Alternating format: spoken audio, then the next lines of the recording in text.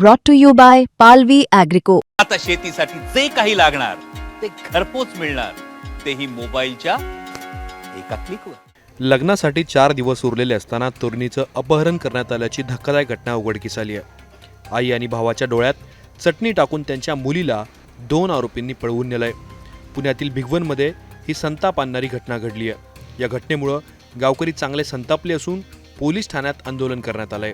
याशिवाय पुणे सोलापूर महामार्ग काही काळासाठी रोखून धरण्यात आला होता. अपहरण झालेल्या मुलीचे आणि मुलाचे घर शेजारीच असल्याची माहिती आहे. गेल्या 1 महिन्यापासून ते फोनवर बोलत होते. मुलीच्या लग्नासाठी केवळ 4 दिवस उरलेले असताना आरोपींनी तिला पळवून नेलं.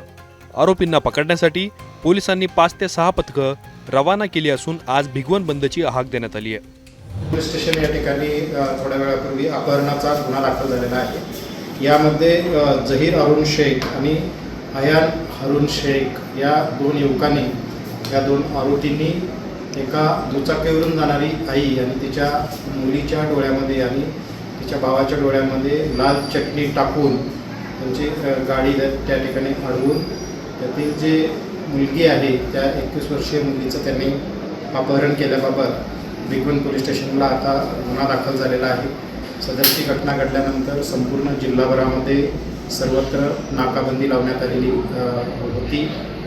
तसेच काही टीम यासाठी रवाना करण्यात आलेल्या आहेत. विविध टोलनाके आणि रस्त्यावर असलेल्या नाकाबंदी याच्यातून या दोन्ही आरोपीचा शोध घेण्याचा प्रयत्न सध्या भिगवण पोलीस ठाणे करीत आहे. ही घटना कधी आणि कुठं घडली सर? ही घटना आज सायंकाळी 4 वाजता भिगवण पोलीस स्टेशनच्या हद्दीमध्ये घडलेली आहे.